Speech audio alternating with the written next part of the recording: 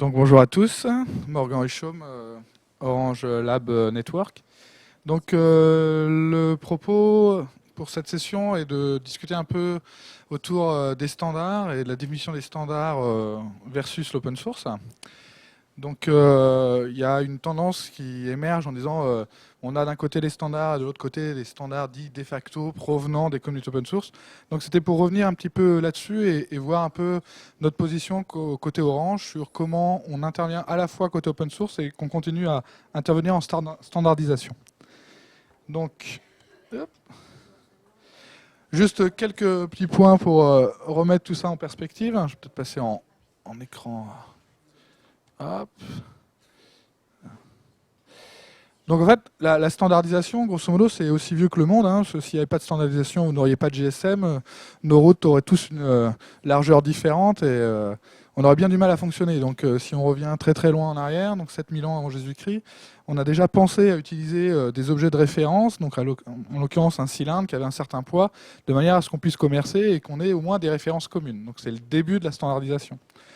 En 1865, qui est déjà aussi très très loin, mais l'ITU, qui à l'époque était l'Union internationale du télégraphe, s'est mis d'accord aussi pour avoir des règles communes afin de pouvoir mettre en place des protocoles pour pouvoir discuter et avoir les mêmes règles. Parce que sinon, si on n'a pas les mêmes règles pour pouvoir communiquer, on a forcément des problèmes. Donc là, pour revenir un peu plus sur le monde logiciel, donc création du premier logiciel libre, si on veut, sur l'UNIVAC en 53, la création de la fondation GNU dans les années 80. Donc on a fêté il y a pas très longtemps déjà les plus des 30 ans, ça ne nous rajeunit pas. Donc création de l'IETF, qui est un organisme de standardisation qui s'intéresse à la création de normes pour tout ce qui est web. Aujourd'hui, si vous pouvez aller sur Internet, si vous tapez HTTP, tout ce qui est HTTP, tous les protocoles qui ont servi à construire Internet aujourd'hui ont été définis à l'IETF depuis les années 80. Et si on prend une problématique qui nous concerne plus, qui va permettre aussi d'illustrer cette synergie entre les communautés open source et les entités de standardisation, donc l'ETSI, qui est une organisation européenne qui définit les standards depuis assez longtemps, a défini des standards pour tout ce qui est NFV. Donc NFV, c'est l'acronyme barbare pour Network Function Virtualization. Donc ils ont fait ça en 2012 et est apparue une communauté open source qui adresse les problématiques NFV en 2014 sous l'égide de la Linux Foundation.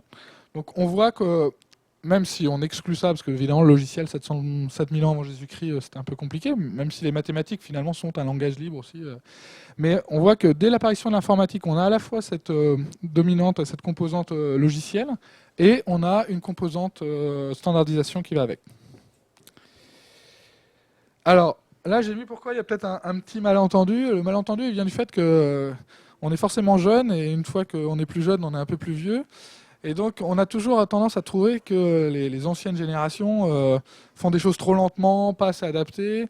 Et ce qu'on a constaté ces derniers temps, il y avait peut-être un phénomène de jeunisme en disant les gens qui sont par exemple à l'IETF aujourd'hui, qui ont construit le web, il y a eu beaucoup de reproches, notamment par Cisco, qui disait ah oui, mais c'est pas comme ça qu'il faut faire de l'open source, etc. Et si on se remet en perspective, ces gens qui étaient chez Cisco à l'IETF, c'est exactement le reproche qu'ils adressaient aux gens de l'ITU quand eux étaient à la création de l'IETF. Donc c'est assez rigolo, c'est quelque chose un peu cyclique, et on voit que quand on a une nouvelle génération avec des nouvelles idées, des nouveaux concepts, etc., et là il se trouve que l'innovation en mode ouvert est quand même une tendance forte, on le voit par ce salon, mais par tous les discours qu'il y a autour. Et bon, donc en fait, cette tendance a tendance à pousser les gens qui étaient à l'IETF avec exactement les mêmes arguments. Donc tout ça pour dire que finalement, c'est peut-être juste un problème générationnel, et que si on regarde plus dans les détails, il n'y a peut-être pas tant de différence que ça entre standardisation et standardisation de facto par l'open source. Alors, retour un peu sur la standardisation. Alors les critiques actuelles, la standardisation, si vous êtes un peu familier avec, c'est que c'est lent. C'est-à-dire, oh là là, pour pouvoir avoir quelque chose, ça va prendre des années, des mois, des années. Donc, il y a quand même une tendance à croire que c'est vraiment très très lent.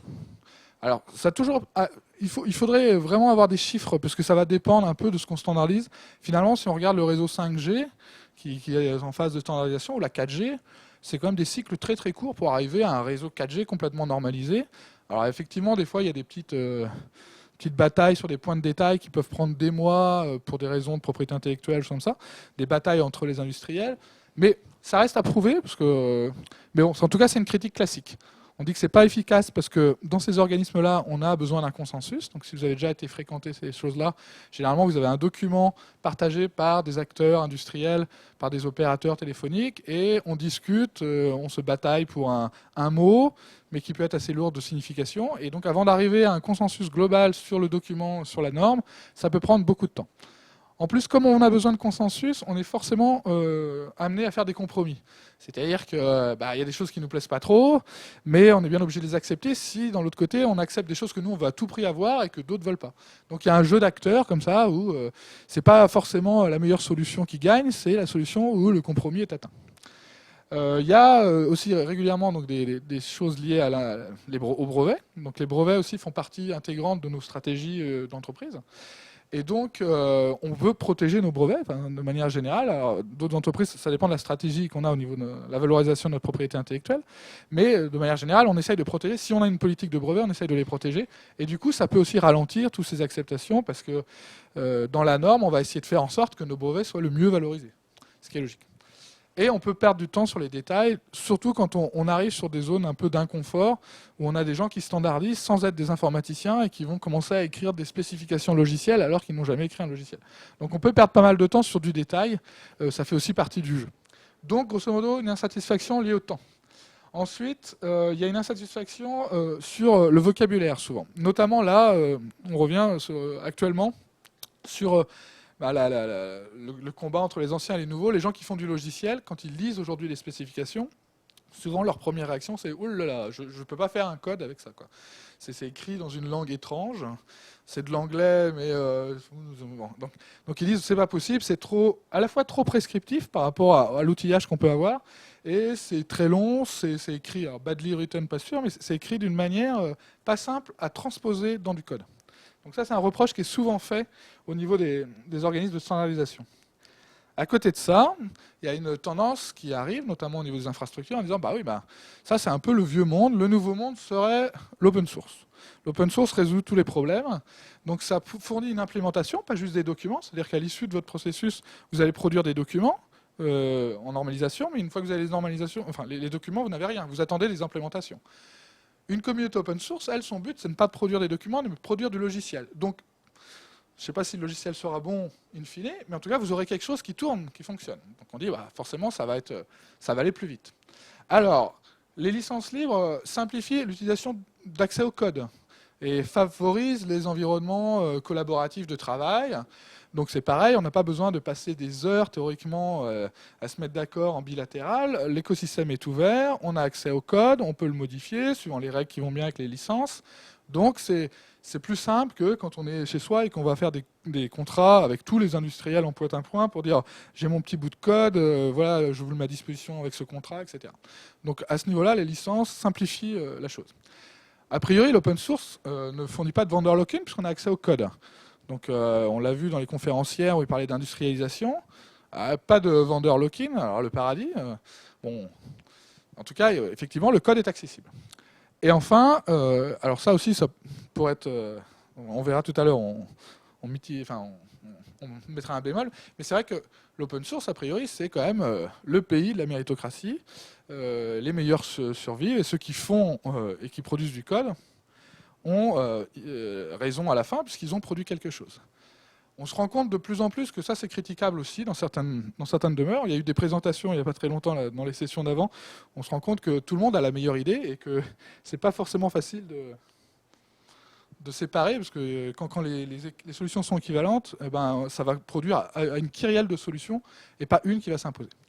Alors, ça c'était pour le côté, donc la standardisation c'est has-been, et puis l'open source, c'est ce qu'il faut faire. Alors là, je vais évidemment mettre des bémols dans les deux sens, parce que si je reviens sur la standardisation, alors il y avait cette phrase de Stevenson, celui qui a écrit l'île au trésor, etc., donc c'est très très vieux, mais qui était un juriste. Il dit « Le compromis est souvent le meilleur et le moins coûteux des avocats ». Parce que effectivement, le fait d'avoir un consensus, même si ça ne satisfait personne, ça satisfait au moins tout le monde, même si c'est... Voilà. Donc ça évite après des batailles. Et donc s'il n'y a pas de standardisation, il peut y avoir potentiellement autant d'implémentations qui s'autoproclament des implémentations de référence, Et nous, par exemple, en tant qu'opérateurs téléphoniques, qui devons s'assurer que tout fonctionne très bien entre les différents, eh ben, ça devient vraiment un cauchemar à gérer parce qu'on a en face de nous non plus une communauté avec des standards et on peut se mettre d'accord, mais une dizaine d'acteurs qui vont proclamer ou s'auto-proclamer étant les auteurs de la référence, ce qui n'est pas simple à gérer. Donc là, c'est une illustration, par exemple, sur le chemin de fer. Le chemin de fer, il n'y a pas eu de standardisation. Et donc, alors c'est pas très grave, vous me direz, parce que généralement, on ne fait pas du chemin de fer entre l'Argentine et puis la Chine en passant par l'Inde. C'est pas ça. Mais en fait, c'est l'espacement entre les rails. Mais si vous voulez faire un trajet entre le Mexique et l'Argentine, si on avait imaginé que c'était possible, eh ben vous avez besoin de changer de train parce que l'espacement entre les rails est différent entre tous ces pays-là. Donc on ne s'est pas mis d'accord. Et du coup, il faut, chacun a son système. Alors c'est une manière de protéger de son industrie, si on veut, mais ça pose quand même des problèmes. Et l'open source, aujourd'hui, des fois, c'est un peu ça. C'est-à-dire qu'on a des pays qui ont, enfin, en tout cas des entités qui ont choisi chacun leur implémentation, qui se déclarent implémentation de référence. Et nous, on arrive et il faut qu'on fasse le tri, sachant qu'on doit avoir une vue globale. Du coup, ça peut être un problème quand même, et la standardisation répond à ce problème. Quand il y a une standardisation, on n'a plus ces problèmes-là. Et enfin, on a souvent besoin, en tout cas dans les télécoms, d'une implémentation qui soit durable et qui soit extrêmement interopérable. On n'a pas besoin d'un truc tout de suite dans les 5 minutes. On constate quand même que beaucoup de discours autour de l'open source, c'est l'agilité, la rapidité, la vitesse, etc. Mais pour qu'on puisse produire un service où on a des terminaux, un service après-vente, enfin toute une chaîne complète, on n'a pas forcément besoin de tout faire dans les 15 secondes tout le temps, quoi. On constate quand même qu'il y a une frénésie où il faut à tout prix dire qu'on est capable de déployer 25 millions de conteneurs en moins de 15 secondes. Alors c'est sympa le côté course, 100 mètres, etc. Mais d'un point de vue opérateur, c'est pas toujours très justifié, quoi. Et c'est vrai que cette course contre la machine correspond bien aussi à finalement une tendance sociétale qui dépasse le cadre des opérateurs, mais des fois on peut quand même s'interroger légitimement sur le fait que si on veut quelque chose d'interopérable et de durable, est-ce qu'on a nécessairement besoin d'avoir une nouvelle implémentation parce que voilà, cette solution-là, logicielle, elle est bien, mais il y a une nouvelle technologie qui arrive, qui la chasse, et une autre qui arrive. Bon, par rapport à la discussion qu'il y avait sur l'archivage, on construit un réseau mobile pour qu'il dure un certain temps, pas pour qu'il dure juste 3 heures et qu'on l'upgrade sauvagement tous les 15 jours, quoi. Alors, l'autre, c'est le bémol sur les solutions open source. Alors, je suis pourtant quelqu'un qui est très en faveur de cet écosystème-là, mais quand on y réfléchit aussi un peu, on ne peut pas dire non plus que c'est la solution à tous nos problèmes tout le temps. Ce n'est pas le remède miracle qui va sauver, de tous les problèmes qu'on a, etc. Alors déjà, sur l'histoire du consensus, on a parlé qu'en standardisation, ça prend du temps. Ah oui, ça prend du temps. Mais alors, le temps pour arriver à un consensus en open source, même si il est différent, il est réel. C'est-à-dire qu'aujourd'hui, si je prends par exemple OpenStack, dont on parle pas mal, le momentum de OpenStack est là, c'est sûr. Aujourd'hui, il paraît difficile d'utiliser une autre solution pour de l'infrastructure. Il n'empêche qu'avant que OpenStack ne s'impose comme la solution du momentum, là, du cloud, bah, ça a pris du temps. Et le temps qu'on a passé à étudier les solutions alternatives, que ce soit CloudStack, Calyptus, OpenNebula, enfin des tas de projets qui faisaient la même chose qu'OpenStack, ça a pris du temps. Ça nous a pris du temps. Donc maintenant, c'est plus clair, nos équipes, on se concentre plus sur OpenStack si on veut faire du cloud open source, mais c'était pas gagné. Et on a les mêmes problèmes sur les contrôleurs réseau aujourd'hui, il y a une espèce de compétition. Sur les orchestrateurs, il y a à peu près une annonce toutes les semaines de vendeurs, d'instituts de recherche, d'opérateurs qui annoncent leurs propres solutions. Donc aujourd'hui, on n'est pas en mesure, nous, humainement, de suivre toutes ces initiatives. Donc le temps, en fait, qui a pris du temps en normalisation, on retrouve aussi un temps nécessaire à la maturation du produit open source. Alors, on n'a plus de vendeurs lock-in. Bah oui, on a accès au code. Alors ça, c'est super, hein. Mais bon, si vous avez accès à du code et que si vous ne comprenez rien au code, le fait d'y avoir accès ne vous apporte pas grand-chose. Donc on est en train de passer discrètement d'un vendeur lock-in à un éditeur lock-in. Bon, c'est moins grave, vous allez me dire, parce que si c'est juste l'éditeur, on peut changer d'intégrateur, etc. Donc on a baissé d'un niveau notre dépendance au vendeur. Mais il n'empêche, quoi, si on veut vraiment avoir un produit qui tient la route dans nos infrastructures, il faut à la fois avoir le code et avoir la communauté qui va avec. Donc, en plus, aujourd'hui, il y a, notamment les sociétés nord-américaines ont intégré complètement l'open source dans leur discours marketing. Donc les grands d'informatique ont changé, mais alors violemment, leur position sur ce sujet-là. C'est-à-dire que les Cisco, voilà, les gens qui venaient plutôt du propriétaire, aujourd'hui se positionnent comme étant des maîtres de l'open source et que c'est leur seule méthode de travailler. La Linux Foundation aux États-Unis, qui est un peu une espèce de bras armé de cette industrie du logiciel, largement dominée par les Nord-Américains, voilà, ils ont intégré ça, mais si on fait un logiciel, qu'on le met en open source, c'est pas parce qu'on libère les sources, évidemment, on respecte les règles de l'open source, mais s'il n'y a pas de communauté, si on est les seuls à gérer la gouvernance du produit, on se retrouve avec des dépendances qui sont différentes des dépendances de vendeurs, mais pas très différentes au final. Donc il faut vraiment une communauté, s'assurer que c'est une communauté derrière. Après, ça c'est juste pour l'histoire, c'est que les projets open source et les projets propriétaires, ça reste du projet logiciel, donc il y a des taux d'échec qui ne sont pas très différents. Voilà. On retient souvent toutes les success stories, et c'est très bien d'ailleurs, mais pour un projet qui réussit, il y en a combien qui ne réussissent pas. Et c'est très très difficile le travail collaboratif, on le voit avec tous les forks qu'il y a sur des projets qui sont similaires. Quand on regarde les projets de PBX par exemple, comme tout à l'heure, on pourrait se dire avec la maturité du marché, on aurait conduit vers une ou deux ou trois solutions. Il y en a des dizaines et des dizaines, parce que forcément la nature fait qu'on a toujours une idée un peu mieux que les autres. Et puis alors, du coup après à gérer dans un parc, surtout pour nous en tant que gros opérateurs, c'est pas très simple. Alors ça, c'était une autre phrase pour dire, ça reprend un peu la même chose, c'est-à-dire que c'est pas le tout d'avoir du logiciel et je le fous sur GitHub et je dis hop, c'est open source. Il faut avoir une communauté derrière, si on veut vraiment que ça soit utilisable. Donc ça, il faut qu'on fasse attention.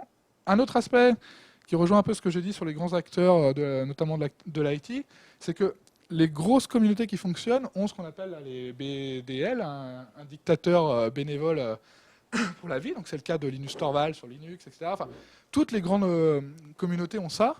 Et quand c'est non plus quelqu'un qui porte un projet avec un souci collaboratif de répondre à un problème, et que c'est une entreprise qui se dit « moi, je vais faire un produit open source » et que c'est les seuls à gérer tout, l'intérêt et comment dire, le côté bienfaiteur de l'entreprise peut quand même être mis en doute et ça peut être questionné par rapport à ça. Voilà, et l'open source ne résout pas, loin s'en faut, sinon on n'aurait pas besoin de trop de juristes, mais ne résout pas tous les problèmes liés au brevet, à la propriété intellectuelle. Ça pose d'autres problèmes, souvent même plus compliqués, parce qu'on a un écosystème à la fois ouvert, avec des problématiques juridiques, un mix des deux, donc c'est souvent des problématiques compliquées. En tout cas, ça ne résout pas le problème. Ça le transforme, mais ça ne le résout pas. Et donc, là, après avoir vu ces différents aspects, ce qu'il faut dire, c'est qu'en fait, standardisation et open source sont finalement assez complémentaires. Ça fait un peu la même chose. C'est-à-dire que le but du jeu, c'est bien de produire quelque chose qui soit interopérable. Donc plutôt que de faire de la compétition, on parlera de coopération entre ces deux mondes, parce qu'effectivement, les buts sont les mêmes. Le but, c'est de faire quelque chose de durable, d'interopérable et de fiable. Donc là, vous voyez les premiers terminaux téléphoniques, là. Et donc le but du jeu, c'était d'éliminer les erreurs. Et la philosophie aussi du logiciel libre, c'est son efficacité, sa robustesse et son côté durable. Alors évidemment, les approches sont un petit peu différentes entre la standardisation et l'open source, mais on pourrait parler d'une espèce de symbiose, c'est-à-dire qu'il pourrait y avoir quelque chose d'assez vertueux où on ait un travail commun où la standardisation s'occupe que de la documentation et fixe un vocabulaire, fixe des normes d'interopérabilité, et les implémentations sont réalisées via des communautés open source qui, par contre, elles vont bien sûr plus vite pour faire des implémentations, parce que les entités de standardisation attendaient que ce soit les industriels qui les implémentent. Comme on est dans un modèle ouvert, où ce n'est pas un industriel qui va faire un produit basé sur une standardisation, mais un écosystème ouvert qui va travailler très rapidement en mode agile sur produire du code, forcément, on est un petit peu différent. On peut plus réutiliser les mêmes modèles. La standardisation ne peut pas tout faire et attendre 5 ans qu'il y ait une solution qui sorte, quoi. Par contre, la standardisation doit avoir comme mission de veiller à cette interopérabilité et de cette durabilité dans le temps. Ce qui est des fois incompatible avec la frénésie technologique, enfin le push technologique qui anime ces communautés-là. Et donc, comme une illustration, je vous présente la solution OpenFV, là, que moi je suis représentant pour Orange dans cette communauté, c'est donc Open Platform for NFV.